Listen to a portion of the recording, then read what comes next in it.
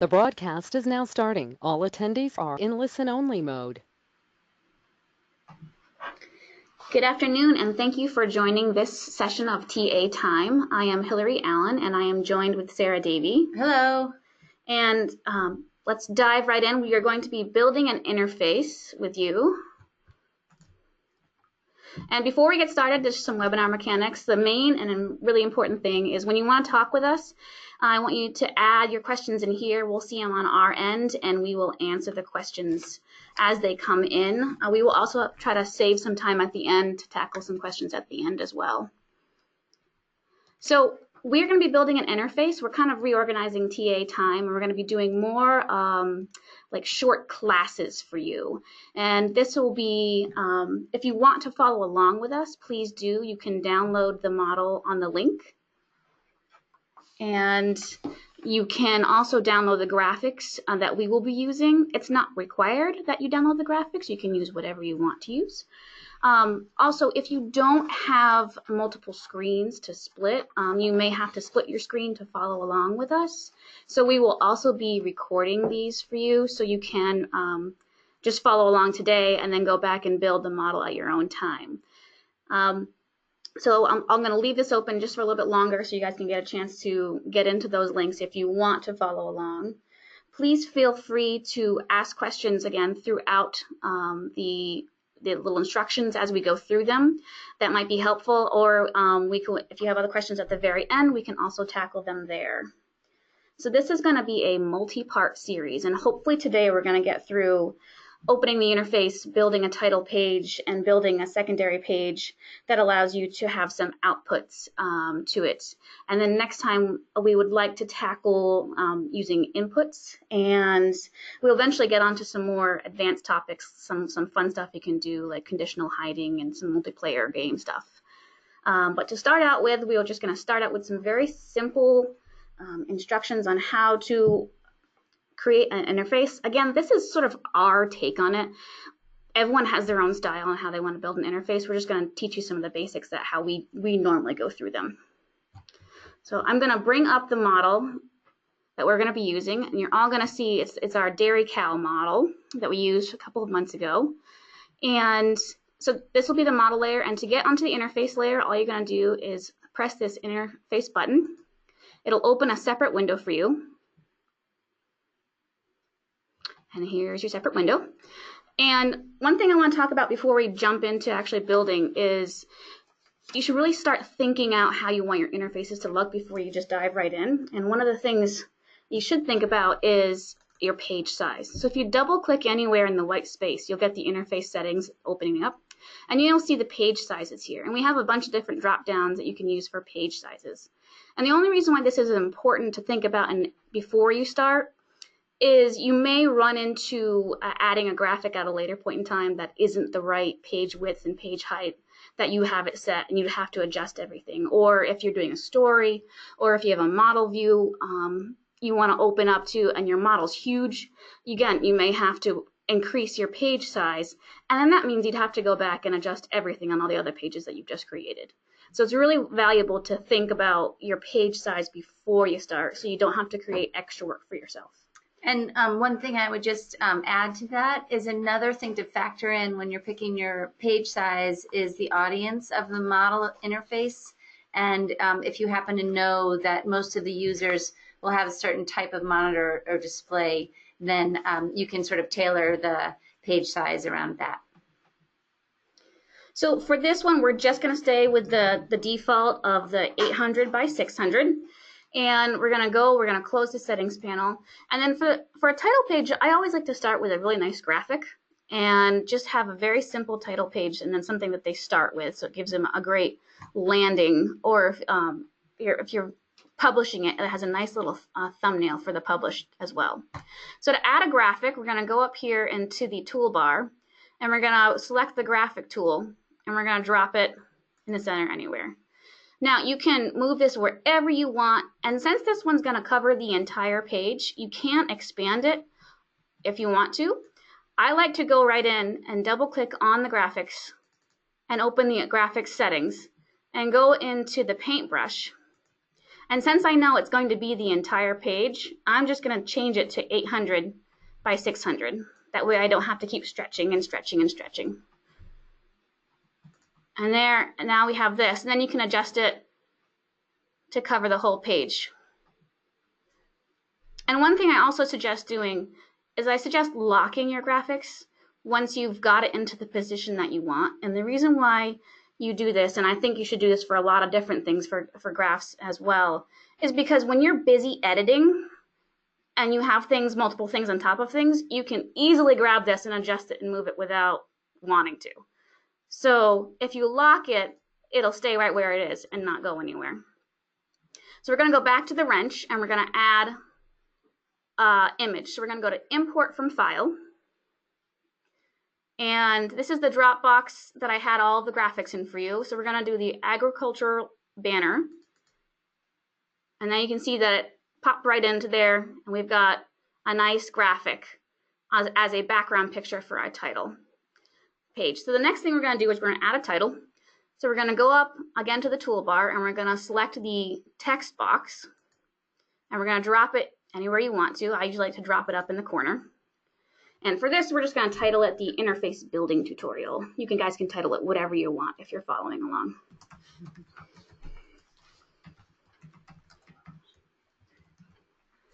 Now, you'll see that it's not great text, just kind of boring, pretty typical text. So we can fix that. So we go into it. If we double click on the text box, you can see right here we can change it from plain text to rich text.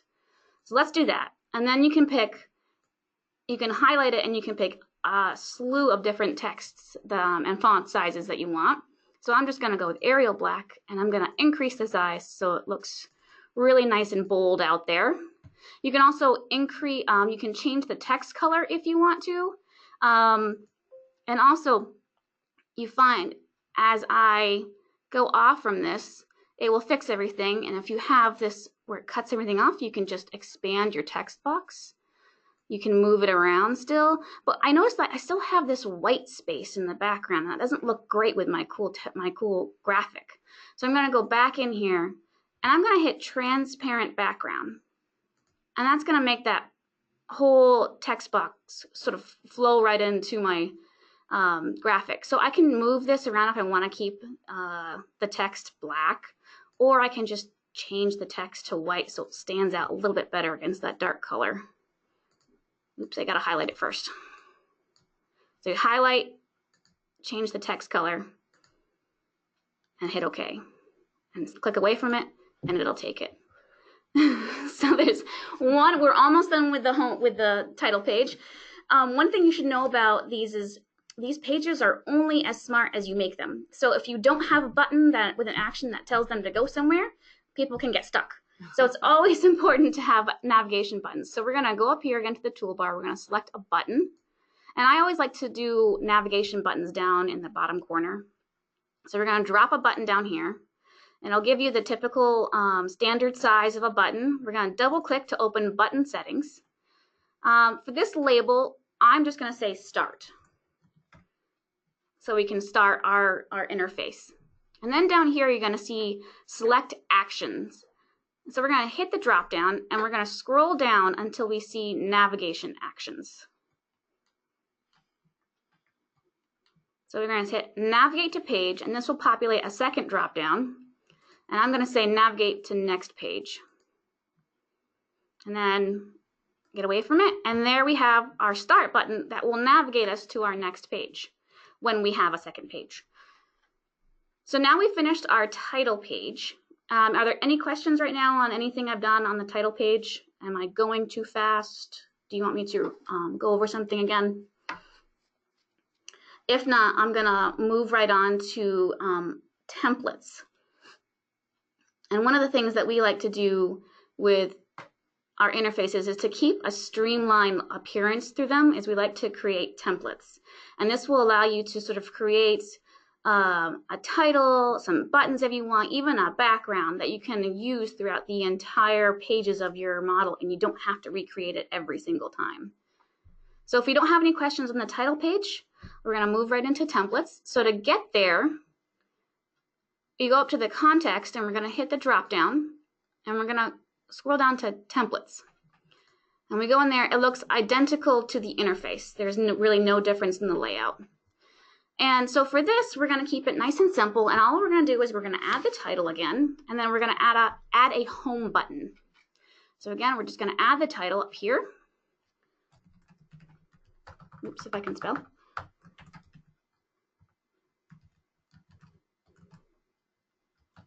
Actually, you're understanding milk production. Oh, okay.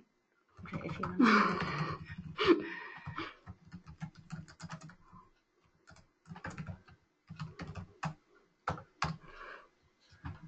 All right, so we've just created a title of Understanding Milk Production. And again, it does not very bold, so I'm going to go back in. I'm going to change it to rich text, highlight it, change it to Arial Black, 20 for font, and that makes it the same as our title page. And there are some people who like to have sort of an underline or even a border around this. You can easily do that. If you double click and open the settings again, you can add a border style and a color all you want. So for this, we can say solid, and then that will create a solid border around around your title if you want to. It's not required. It's your styling abilities. And so now we have a title on our template. The next thing we want to do is we want to add a home button, because this is going to go on all the subsequent pages past the title page, and we want to make sure people can get back there if they want to.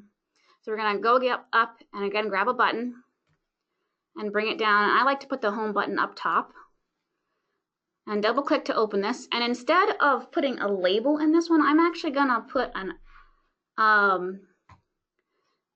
a icon file. So again, in the drop box, I have this little home button right here. If you go in and you sit icon from file, that'll open up, and I'm going to select that. And then I'm going to hit size icon to button. That way there's no extra gray area around my button.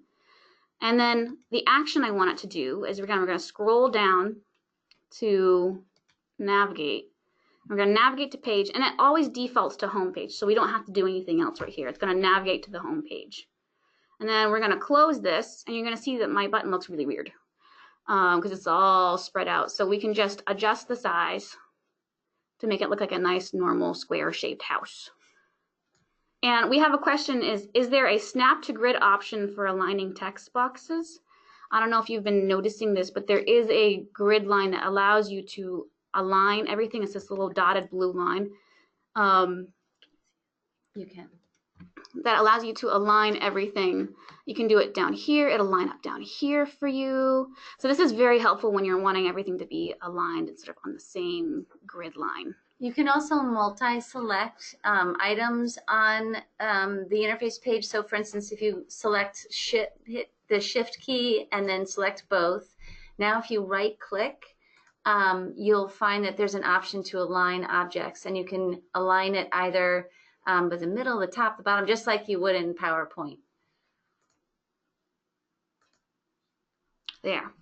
So now we've got on the template, we've got a title, we've got a home button, and there is another button that is sort of has pros and cons too on the template page, and that is the next button. And so the pros and cons for that is sometimes if it's the very last page of your interface, you don't need a next button. So there's that. And then also I find that if I've got a next button, which I tend to have them down in the lower corner. If I have it there and it's a template, so it'll show up on every single page, if I happen to have a really busy page with graphs and tables and maybe some pop-ups, that button might get obscured. So it might be valuable to not have a next button on the template, but again, it's your choice.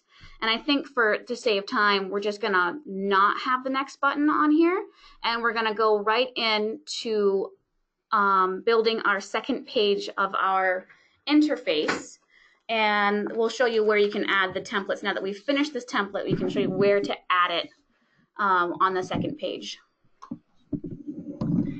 Right, and one thing that we would just add to that is that you can also have multiple templates So you could have a template that would be applied to most of your pages, but then you can actually create another template, or as many as you want, and apply a template to a specific page of the interface. Okay, so I guess what we'll do now is we're still sitting in the template page. So now we'll go back and to add a new page, the interface. So we'll go back to this context area and select interface. And right now we have this nice title page that Hillary created, and we want to add a new page. So on the bottom of the panel on the left, you want to click on Add Page. So now we're in page 2, which is a nice blank slate to start with. And so maybe the first thing we should do is apply the template. So we have the title for this model that we wanted to, that Hillary created in the template. So to work with all the settings on this page, again, like Hillary showed you, we're going to double click in white space to open the interface settings panel. And toward the bottom of the panel, there's some options for your page with regard to naming pages or applying templates. So right now what we're going to do is just apply template 1 to this particular page. We could also say apply current template to the entire interface, but we're not going to do that because then it would affect my page 1. Okay, so that's there. And now before I actually go start adding items to the interface page, I want to show you that just like sort of in the when you're in the model, there's something called edit and experiment mode. And on the interface, there's the same idea. So when we're editing the model, we want to have this selected, what looks like someone writing on paper. And if we want to be actually experimenting with it, or we want to get a feel for what it's going to look like when it's done, we can use experiment mode, or we can actually use windowed presentation mode or full screen. So for now, we're going to use edit mode. Just to add on to that, if you just added a graph or a action button and it's not working, don't panic. You're probably in edit mode. So if you go into experiment mode, it will run as if it were on a published. Okay. Should we do color first or the other? All right. So as this is looking very white, even without our graphs, and we think we're going to want it to maybe blend better with the first page. So let's go back to interface settings and let's change the page color. So the whole background won't be just plain white. So what we're going to do is show you a little trick with how to pick a color, which is kind of cool. You may have seen it in other applications, but if you don't want to just pick any old color and you want it to really blend with the first, you can actually use an eyedropper to get the color from the other page that you like. So I'm going to click on Pick Screen Color. And I'm going to come up here and find a nice shade of brown that's in that first picture.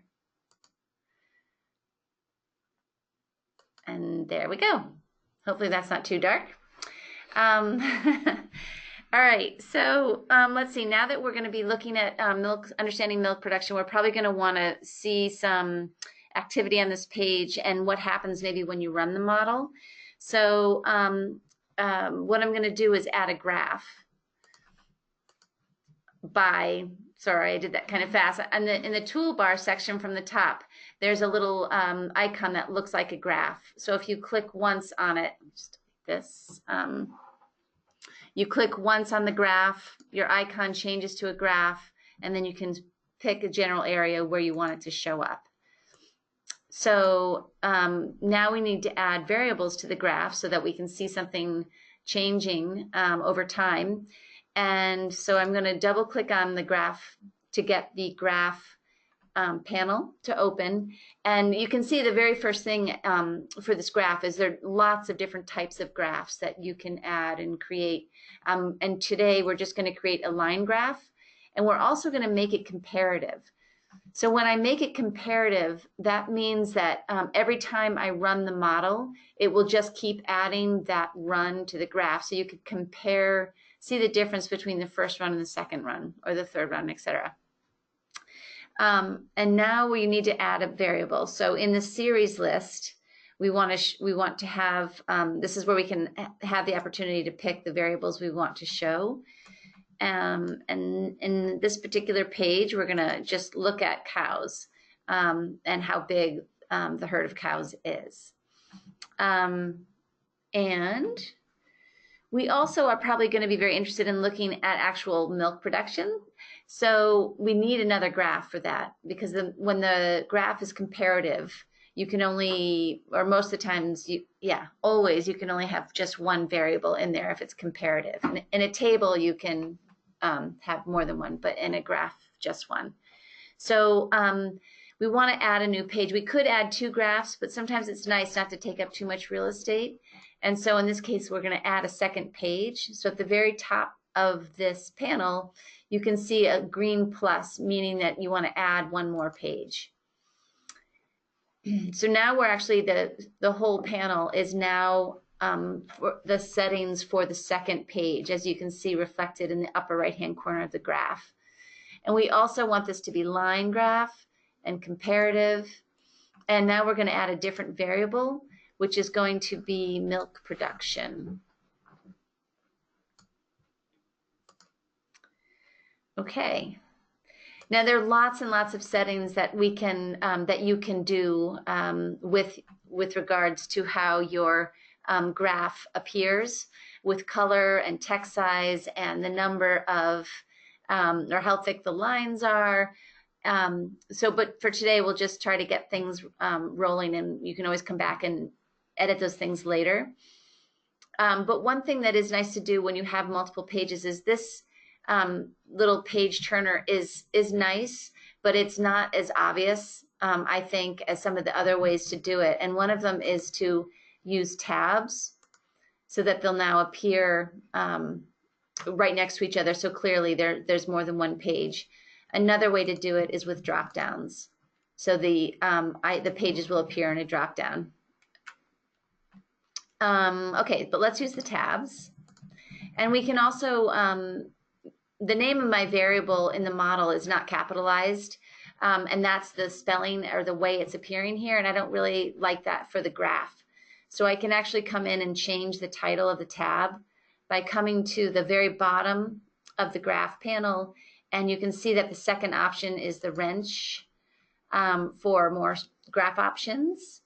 And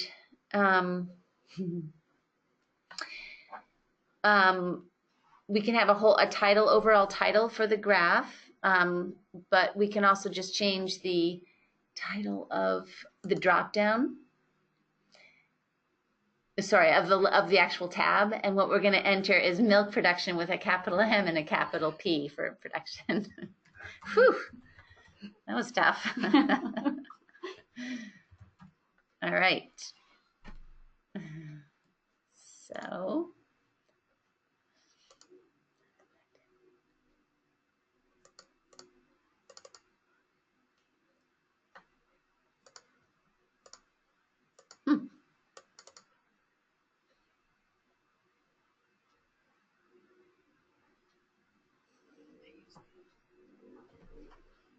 Hang on one second. I'm having a little technical glitch here.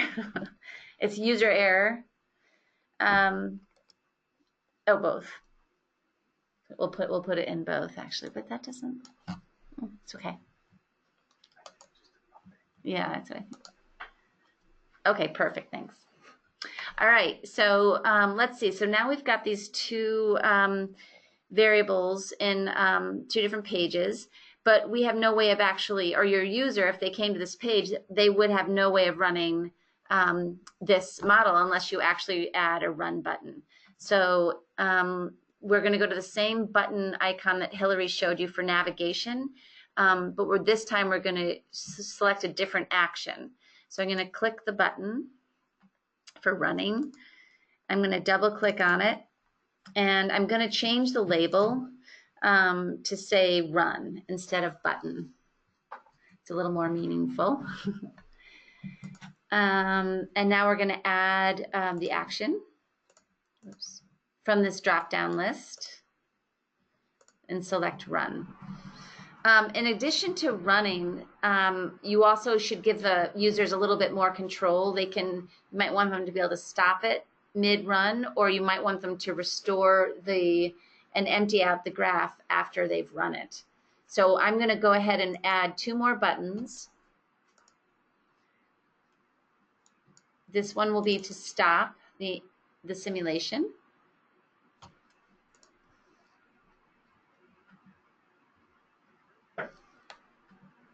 And the action is stop. And then I'll also add the last button, which will be to restore all devices.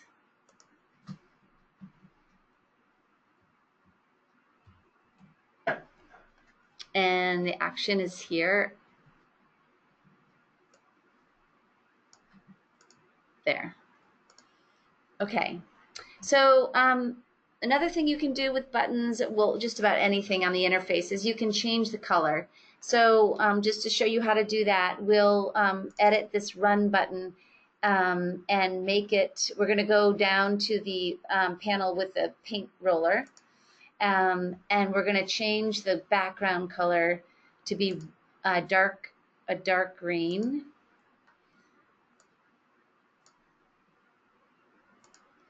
And because that dark green makes it a little bit hard to see the word run, we're going to change the color of the text here.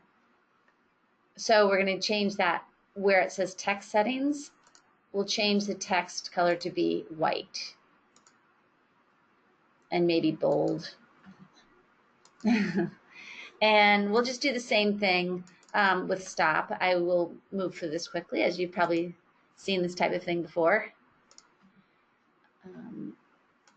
One thing to note with stop is it looks grayed out right now, and that's because the model isn't running.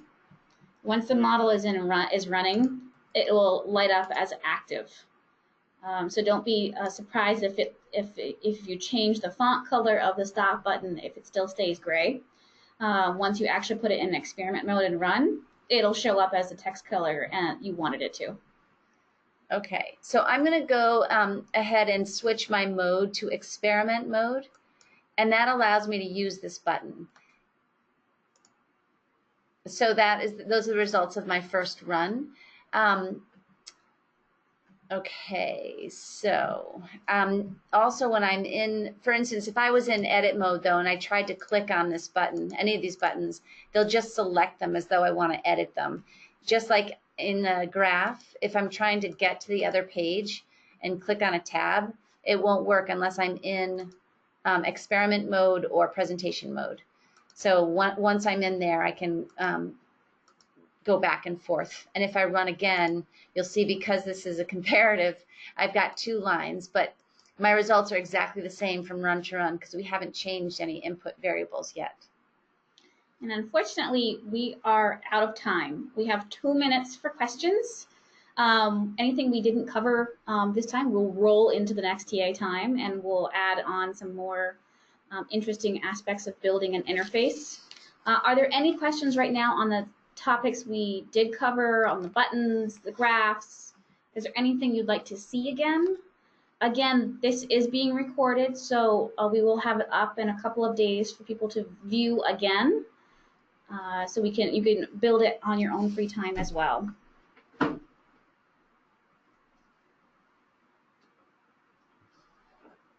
Also, while we're waiting for questions, did you find this helpful? We're trying to find the correct format for TA time.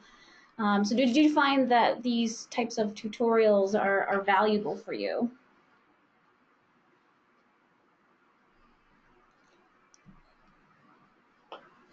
You know, we were gonna joke with you guys and say, and have the cricket noise.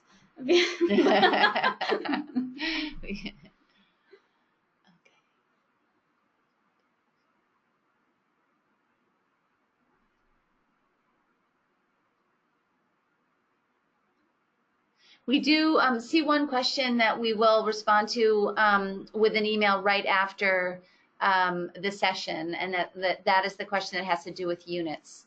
So we'll respond to right after the session via email.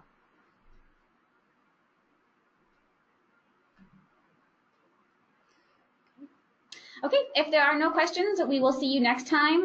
You can email us at you can email us again if you want to, if you have questions in between. We will be continuing on with this, so please, if you'd like to, you can save this for next time. I think it'll be the first Tuesday of October. I'm not sure exactly what date that'll be, but their TA time is always the first Tuesday of the month. And we will continue on with building an interface. So thank you all for joining us.